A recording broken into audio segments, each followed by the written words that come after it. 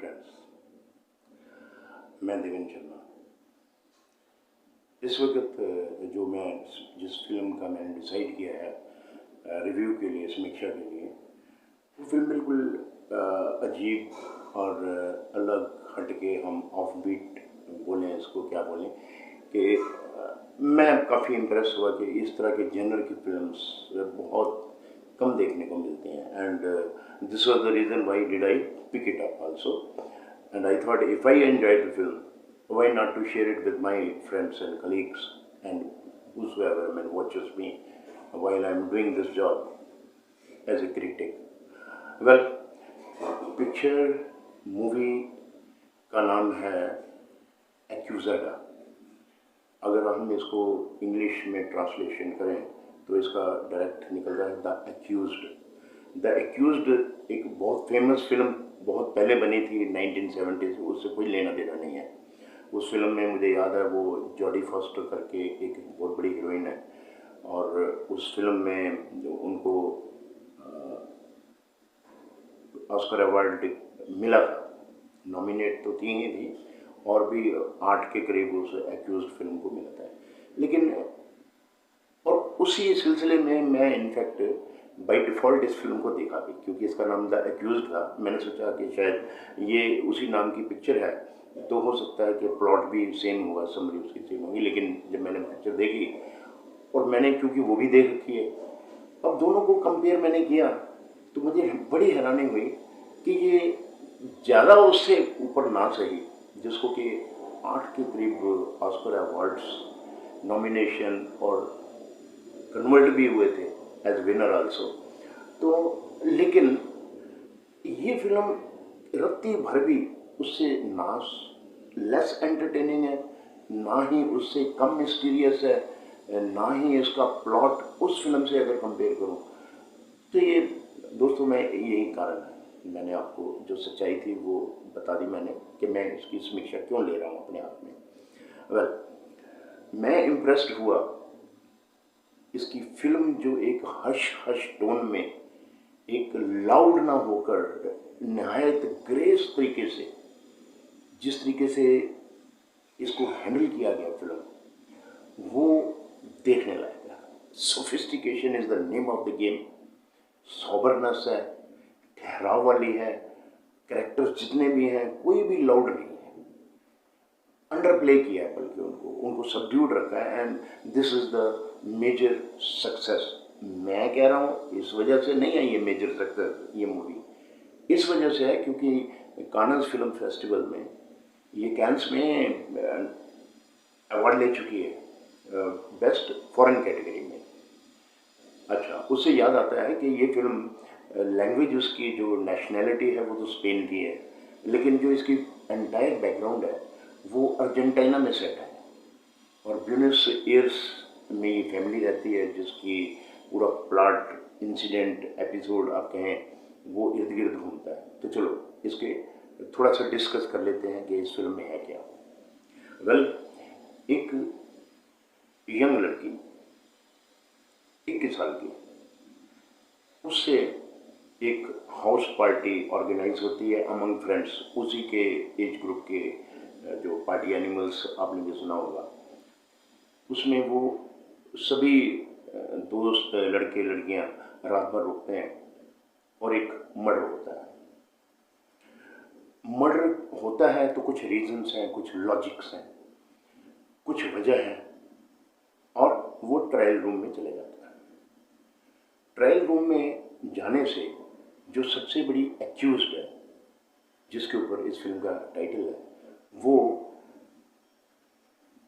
Dolores dryer के ऊपर आ जाता है, because she was the last, one of the last who had left the party. उसे क्या होता है कि अब खबर फैल जाती है, बहुत चर्चित हो जाता है। वो भी एक अच्छी खासी सुंदर और मॉडल लड़की थी, तो ये एक वीआईपी केस बन जाता है, जैसे कभी कभी हिंदुस्तान में बन जाता है। घर घर में चर्चे होते हैं, टेलीविज़न में डिस्कशंस होती हैं। अब इधर का पार्ट लेते हैं, जहाँ पर फिल्म रियली रिवॉल्व करती है, वो है डोलोरेस ड्रायर के घर के हालात क्या हैं। उसकी mother बेटिनो drive, she is 100% worried and on the brink of getting brain kind of hijacked, and brain hammering is going on. I mean, totally on a tight spot कि इस ये जो बला की उनके ऊपर पड़ गई है मुसीबत, उसे बाहर कैसे निकला जा सके। वेल, पापा उसके जो हैं वो अपना बिजनेस में उनको मिलेगा या नहीं मिलेगा, क्योंकि वो बड़े इनफेमस होते जा रहे हैं। उधर कोर्ट जो ट्रायल शुरू करने वाला है वो तकरीबन उसमें 2 साल है, इतना ये कैलकुलेट कर लेते हैं, क्योंकि इनके अपने एडवोकेट्स हैं जो इनका घर में आना जाना है और इसी केस के बारे में वो दिन रात सोचते रहते हैं। तो इनका जो लॉयर है वो कहता है कि इस लड़की को बिल्कुल बाहर नहीं जाने देगा, क्योंकि बाहर जाएगी कुछ न कुछ मुंह से निकलेगा। अब हमने उसकी कंस्ट्रक्शन जो है केस की, क्या कहना है, क्या आर्गुमेंट्स होने हैं, क्या काउंटर आर्गुमेंट्स होने हैं, वो सारे उसकी रिहर्सल करेंगे हम, क्योंकि उनके पास तकरीबन 2 साल का वक्त होता है। उससे पहले छोटे मोटे बस हाजिरियाँ होती हैं, विटनेसेस कौन कौन से हैं और छोटा मोटा केस, और वो जो मीडिया ट्रायल रहता है उसमें वो तब तक उसमें बिजी रहते हैं। और इधर रिहर्सल चलती रहती है कि क्या क्या कहना, क्या नहीं कहना। बच्चे, उसका छोटा भाई भी है, डोलोरेस ड्राइड का छोटा भाई, उसको दूर रखते हैं कि उसके मुंह से कोई चीज़ ना निकल जाए, वो क्योंकि सिर्फ 5 साल का बच्चा है, तो उसको भी दूर रखते हैं। लेकिन थोड़ा बहुत वो भी सुन लेता है और उसको डर होता है कि ये छोटा बच्चा कहीं मतलब कि पार्टी स्पॉइल न कर दे। वेल, अब वो दिन आ जाता है जब कोर्ट डिसाइड कर देता है कि 15 दिन बाद ट्रायल शुरू होने वाला है। तो it is a nail biting moment. तो मोमेंट जो आने वाले हैं वो इतने नेल बाइटिंग है कि हर आदमी घबराया हुआ कि ये होगा, इधर भी जा सकता है, उधर भी जा सकता है। हुआ यूँ होता है कि एक जो पार्टी की होस्ट होती है उसका मर्डर होता है, और मर्डर के वक्त डोलोरस को लगता है, जो मेन एक्यूज्ड है, कि वो शायद जिंदा थी जब उसने आखिरी बारी उसे देखा था। उसके बाद वो भी अपने घर चली जाती है। अब इसके ऊपर क्यों बात आती है, डोलोरस के ऊपर? क्योंकि उसमें तो और भी बहुत सारे लड़के लड़कियां थे। वो इसलिए आती है क्योंकि डोलोरस के ऊपर उसी जो हॉस्ट थी जिसका मर्डर होता है, उसने एक पहले, आप कह लीजिए कि 1 महीना पहले एक और पार्टी हुई होती है जिसमें डोलोरस एक लड़की के साथ सेक्सुअल पोजीशन में है, और वहाँ पर उस जो घर की जिसका मर्डर होता है वो उसकी वीडियो बना लेती है। अब डोलोरस देख रही है, वो जिसके साथ सेक्स हो रहा है वो भी देख रहा है, और वो माइंड नहीं कर रहे हैं, वो they are still giggling and they are enjoying their own act. लेकिन होता यह है कि जो अंडरटोन थी कि वो बना तो रही है लेकिन उसका कोई फ़ायदा नहीं उठाएगी, और वो कहती भी है, hello, don't I mean show these shots to the outsider person. Okay, you have filmed me, you are making a movie of it. So that was an understanding between her and Dolore and the boyfriend, the third person. लेकिन होता ये है कि या तो वो host ये clear नहीं है फिल्म में, और या किसी के हाथ में वो मूवी पड़ जाती है, and that becomes the talk of the town. तो माँ बाप के ऊपर जो मैं कह रहा था कि बहुत ज़्यादा स्ट्रेस होता है और ब्रेन स्टॉर्मिंग होती है, वो इसी वजह से होती है क्योंकि दो चीज़ें उनको इनफेमस कर रही थी कि इस तरीके की एक अपनी लड़की के लिए, यंग लड़की के लिए इस तरह की हॉट मूवी बाहर में आना जिसमें बहुत न्यूडिटी है, और दूसरा उसके ऊपर एक्यूज होना कि शी हैज मर्डर्ड। अब इसमें ये भी बोला हुआ दिखाया जाता है जहाँ पर जब वो सेक्स का सीन चल रहा होता है, जब वो शूट कर रही है जो होस्ट है, कि डोलोरस कहती है अगर तुम पिक्चर बना रही हो आई डोंट माइंड, लेकिन अगर ये if this movie which you are shooting if it gets the light of the day with the other person, I am going to kill you, ये कहते हुए उस वीडियो में भी है। Well, and this was entirely the reason कि जब इस तरह की चीज़ उस वीडियो में ही है तो उससे बेहतर लॉजिक किसका हो सकता है उसका मर्डर करने का। And this was exactly the reason कि she was almost everything to lose in this case. लेकिन एडवोकेट्स, उनका अपना एक स्टाइल है, वो उसको निकालने की कोशिश करते हैं और उसी की जम के घर में रिहर्सल, हर रोज़ डेली सेम डायलॉग। वो वकील का जो काउंटर है, जो ऑपोजिशन का जो वकील है, वो क्या क्या पूछ सकता है, जज किसको यानी कि रोक लगाएंगे और किसको अपलोड बोलेंगे, कहाँ पर कोई क्या डिफेंड कर सकता है, किसका क्या आर्गुमेंट हो सकता है, ये सब कुछ पहले से ही रिहर्स हो रहा है और वो दिन आ जाता है जहाँ पर उसकी अपने फ्रेंड्स जो हैं वो दिल खोल के उसके खिलाफ ही बोलते हैं, क्योंकि जब वो ट्रायल शुरू हो जाता है उधर वो टेलीविज़न वाले जो हैं, जो वहाँ के मेजर जो मीडिया के जो मेजर प्लेयर्स हैं, वो भी इंटरव्यू लेते हैं उसका। साथ में ट्रायल चल रहा है, साथ में डोलोरे को वो अपने मीडिया सेंटर में किसी चैनल पे वो इनवाइट करते हैं, जहाँ पर भावावेश होके यानी कि इमोशनल होके, या ये कह लीजिए कि भी कुछ प्रश्न बड़ी चालाकी से पूछा गया कि you really tell us, forget कि यू आर हैंग्ड और not hanged, you are accused और यू आर गिल्टी और यू आर इनोसेंट, बिल्कुल आप बताइए कि क्या सच में आप वायलेंट नहीं हैं इन नेचर में। कहती yes, I do possess the violence within my mind, and particularly कि जब आप किसी अपने बॉयफ्रेंड के साथ हैं और वो उस वक्त आप इतनी कॉम्प्रोमाइजिंग पोजीशन में हैं और कोई आपको शूट करे, पहले तो इसी बात के ऊपर मैं कुछ नहीं थी, but since she was the host and she was one of her best friends, तो आई डिडंट माइंड। लेकिन यस, जब उसको पब्लिक उसने कर दिया तो मैंने उसे माफ़ नहीं किया। हालांकि मैंने कोर्ट में ये स्टेटमेंट दी है कि मैंने उसे माफ़ कर दिया था और मैंने मर्डर नहीं किया, लेकिन आपको मैं मीडिया में बोलती हूँ कि मैंने उसको माफ़ नहीं किया था, लेकिन at the same time I did not murder her. तो फ्रेंड्स, ये फिल्म तकरीबन 2 घंटा 10 मिनट की है या 2 घंटा 15 मिनट की है फॉर रीडिंग इट, लेकिन it will force you, compel you to see again and again. It's so interesting, हर पद के ऊपर एक मिस्ट्री, क्वेश्चंस बहुत हैं। और इस फिल्म की मैं खूबसूरती है जो, जिससे मैं खुद आश्चर्यचकित रह गया कि जो मैंने आपको पार्ट बताया है, लगभग मोटी मोटी जो मैंने हाईलाइट दी हैं, ये एंड तक नहीं पता चलता, वो मिस्ट्री एंड तक सॉल्व नहीं होती।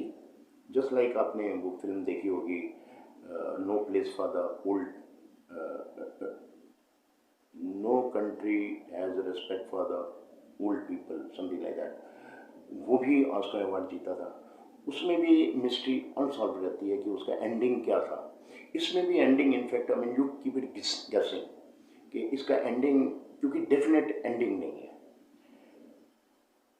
और जो ट्रायल ख़त्म होता है, हालांकि उसने मीडिया की क्लिपिंग दिखाई जाती है कि मीडिया में तुमने बोला है कि मैंने उसको माफ़ नहीं किया था जो उसने मेरी पिक्चर पब्लिक की थी, लेकिन फिर भी मीडिया उसको ओवरलुक करती है, इग्नोर करती है और उसको at the end of the trial she is declared as innocent.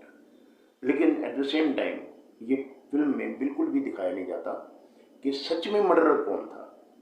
वो तो शी वॉज प्रूव्ड इनोसेंट, डोलेरे वहाँ से एब्जॉल्व हो जाती है, लेकिन ये सच में मर्डर किसने किया था, ये प्रश्न चिन्ह एंड में रहता है। लेकिन आप यकीन कीजिएगा, जब आप पिक्चर देख रहे हैं आपको ये चीज़ ज़रा भी खलती नहीं है।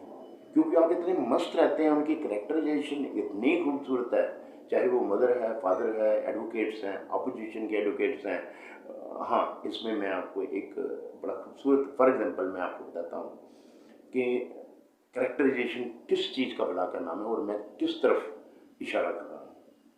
एक बड़ा खूबसूरत सीन उन्होंने बनाया है which is very relevant also, कि डोलोरेस की जो मेन एक्यूज है और हीरोइन भी है इस फिल्म की, उसके ग्रे शेड्स जो हैं इतने स्वीटली नज़र आते हैं कि एक सीन में उसका अपना छोटा भाई 5 साल का कुछ सुन के आता अपने पापा के मुंह से कि इस लड़की ने मेरा बिजनेस बर्बाद कर दिया, तब ये सोई हुई थी।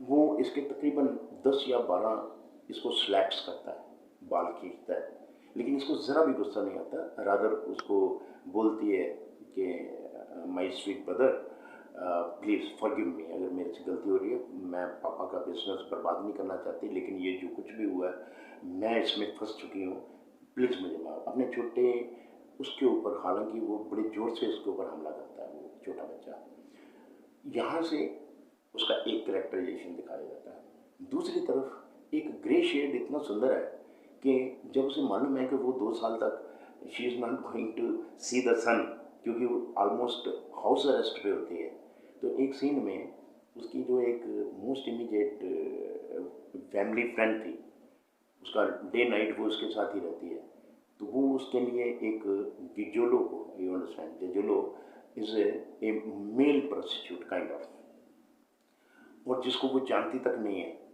वो उसको बॉडी प्लेजर देने के लिए, बॉडी डिमांड पूरी करने के लिए, वो सीन तकरीबन काफ़ी लंबा है, 5 मिनट का है, जहाँ पर वो उसका नाम नहीं जानता, वो उसको नहीं जानता, बस इतना जानता है कि वो लड़का आएगा, इसको बॉडी सेटिस्फेक्शन देगा and on some set price.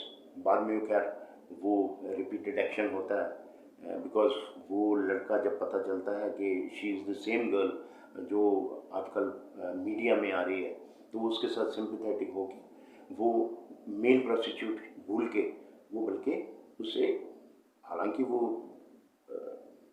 उसी स्ट्रीट में कहीं रहता था, but she was, I mean उसकी जो इंट्रोडक्शन फिल्म में वो friend come and kind of a professional जो लोग होते हैं, उस टाइप का उसका रोल है। वेल, इस तरह के grey shade, I mean whether you really love the character of the central character which is being played by who, उसका नाम है Lali Esposito, if I am not wrong, जो इस फिल्म का है। मैं इसकी इंट्रोडक्शन भी दे देता हूँ कि लाली एस्पोजिटो जो इस फिल्म की मेजर हीरोइन है, वो बेसिकली इन वास्तविक ज़िंदगी में she is a good singer and national singer, और वो अपने गीत खुद लिखती है and she is multi talented है। और यहाँ पर भी जिस तरीके से उसने सबड्यूड प्लॉट के हिसाब से एक्टिंग की है, अगर वो हो सकता लाउड होती, उसके ग्रे शेड्स ना होते, तो शायद फिल्म इतनी इंटरेस्टिंग हो भी ना पाती। मैं इसको as a review giver I give my 5 out of 5 marks for this movie. Enjoy this.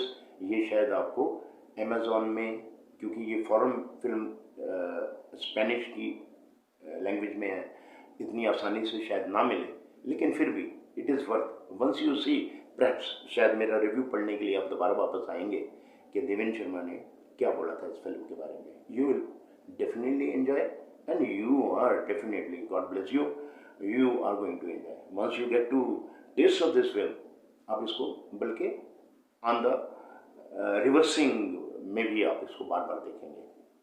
Well, thank you very much for bearing with me.